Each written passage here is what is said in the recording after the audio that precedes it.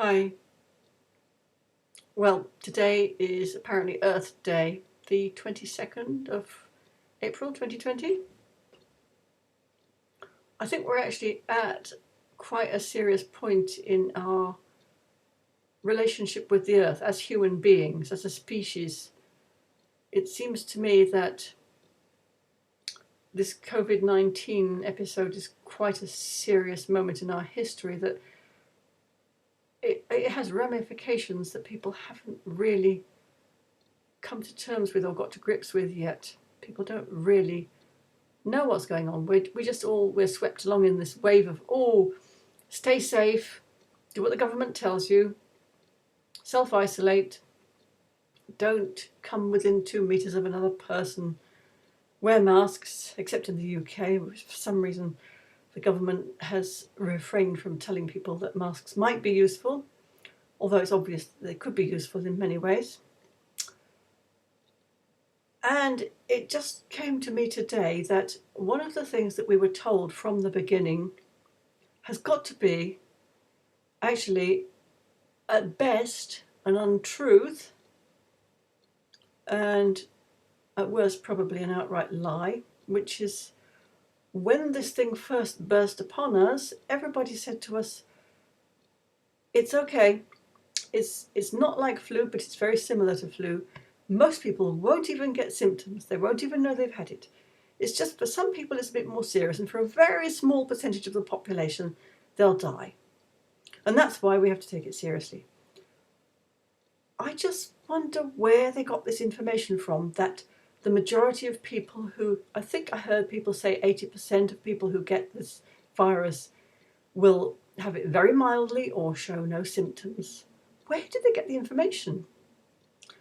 And the reason why I'm wondering that is, when you look around you at the way world governments have responded to this thing, none of them are prepared. None of them have enough testing facilities.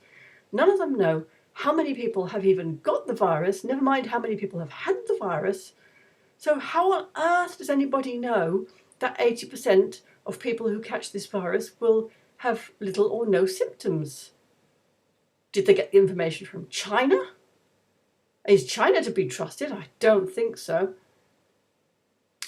And therefore, I think we have to take this thing as seriously as we possibly can, particularly me, since I'm 67 years old and evidently more at risk than other people, although it's possible I might get this thing and survive it. It seems to me we have to assume that if we catch this virus, we're going to be seriously ill. You look at videos other people make on YouTube and the things they say about the course the illness has taken for them. Typically, they say, it's the worst illness I've ever had. I feel like I've been in a train crash. I feel like I've been to hell and back. They say they were terrified for their life. They could hardly breathe. They had dreadful headaches and chest pains. And imagine being incapacitated for a couple of weeks. Just, for anybody. How are you going to prepare for that? I'm thinking about my household. We've been self-isolating dutifully, as we've been told. 2 pensioners and a dog. Now, we do have to go out. We have to go and buy food. We're not incapacitated. We don't really qualify to get people delivering stuff for us, and I'm not sure we would want to even if we could. So we do make little forays into the supermarkets. Lately I've taken to wearing a mask, which I made myself, which I don't suppose for a moment will prevent me from catching the virus, although if I had the virus it might just stop me from spreading the droplets, and that's why I think in principle it's a good thing. But yeah, we do put ourselves at risk, however slight. And I have a friend who has stated on Facebook his opinion that we're all going to get this virus sooner or later. And I'm just thinking, if we all get it sooner or later, and if it is not the case that 80% of us will get it so mildly that we'll hardly notice we've got it, then we better all get preparing. So here we are, 2 pensioners and a dog. What would happen if we had to go to hospital? Who would look after the dog, for example?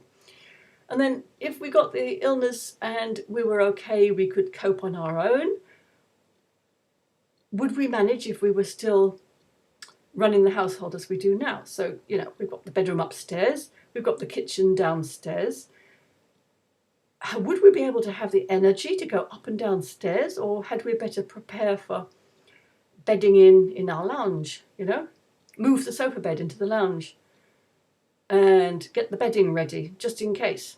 First sign of the ailments coming on, we just change our lifestyle and live downstairs instead of having to go up and down. Forego the use of the bathroom and the shower and just make do with sponge baths and the kitchen sink.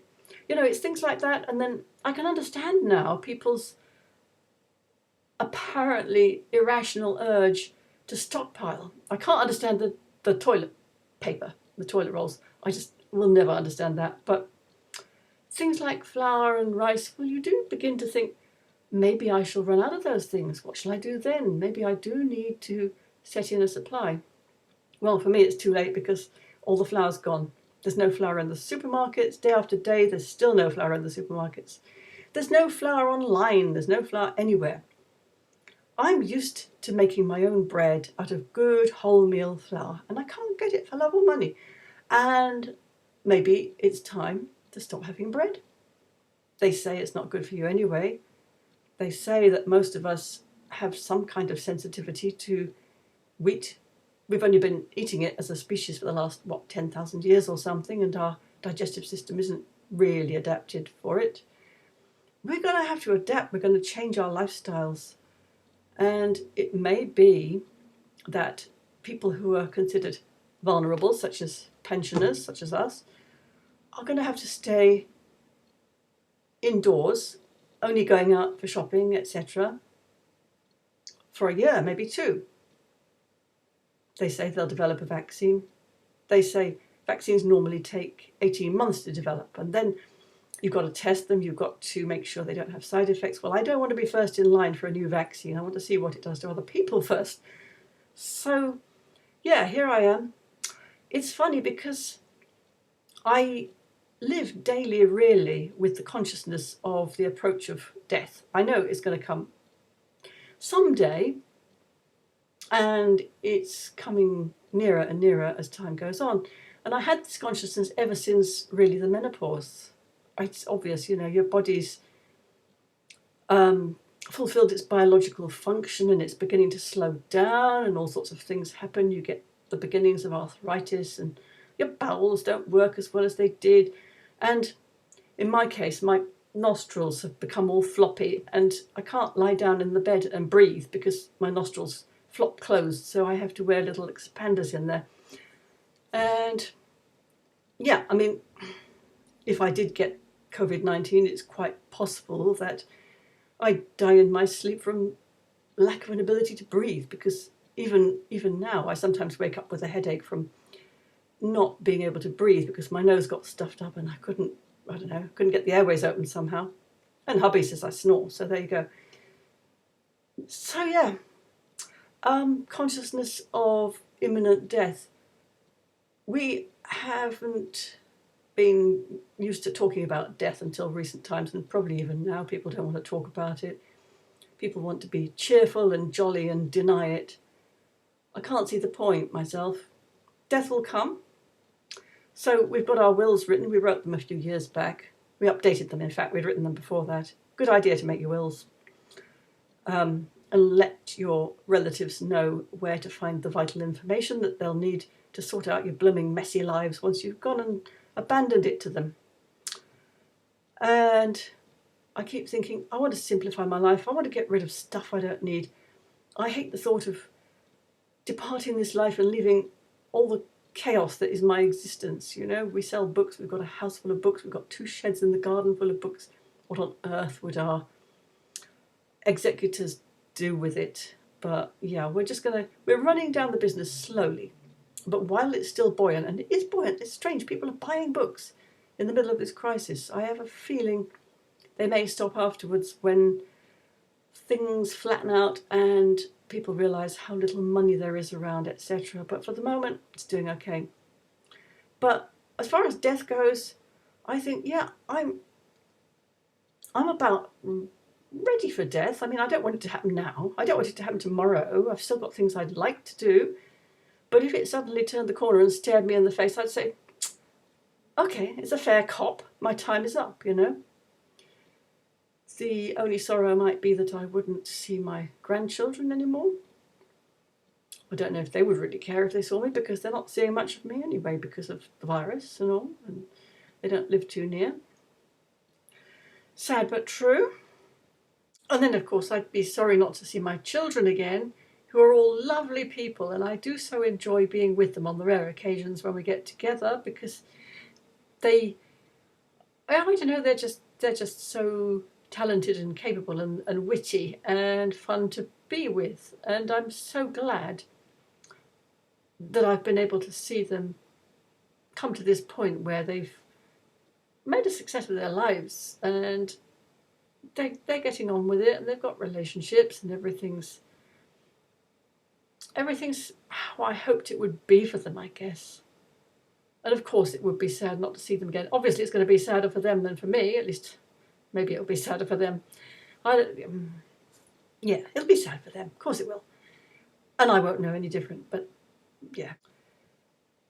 So yeah, and all the ambitions I had for my life, I haven't really fulfilled many of them, and I think by this point I'm probably not going to. Yeah, I got a little cough. It's not COVID-19. I'm pretty sure it's pollen. It's April. I never used to get a reaction to pollen, but I think as you get older and all your systems begin to slow down and become less efficient, you do get ailments that you never used to get, and I think I'm getting pollen allergy reactions. It's like it's not a dry cough, it's kind of fluidy, but anyway, never mind that. So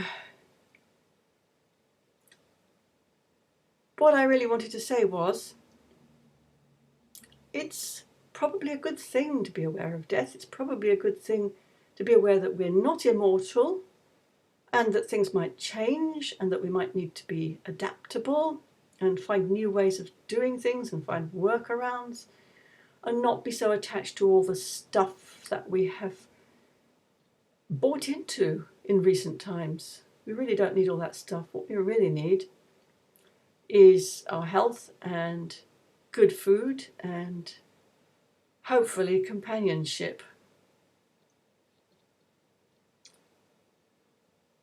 So there we go. If anybody knows anything about the proof behind this assertion that only 20% of people have a serious effect from the virus and 80% hardly notice it, I'd love to hear about it. See you later. Bye.